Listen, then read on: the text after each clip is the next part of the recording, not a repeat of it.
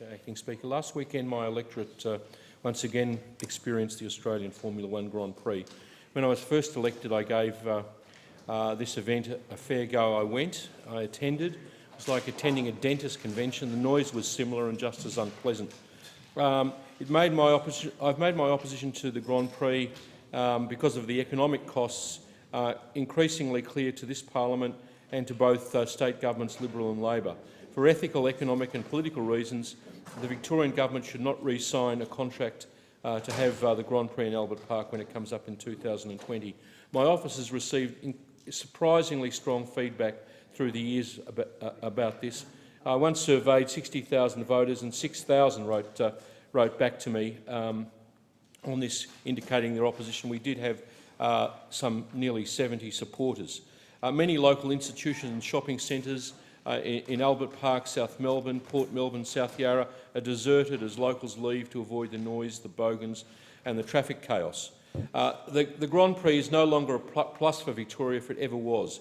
Its old-fashioned sexism displaying grid girls to be gawked at and the dated emphasis of the Formula One lifestyle of luxury, champagne and fast cars is as dated as an old cigarette ad about the Peter Stuyvesant jet set.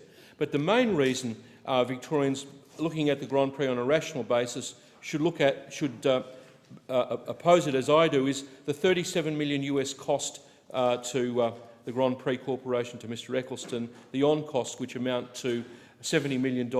They simply cannot be measured rationally against any benefit that Victoria gets. It's an extravagant waste of taxpayers' money. Residents in our electorate do not overwhelmingly are sick of the noise and pollution. For 2 months we face this imposition, the 100,000 people in my electorate, for one weekend of pleasure for a private event. Eccleston, in my view, does not pass the character test for someone who the state of Victoria should be dealing with. Almost unreported by a sycophantic media, Eccleston's role in a bribery case in Germany was front-page news there and in the UK.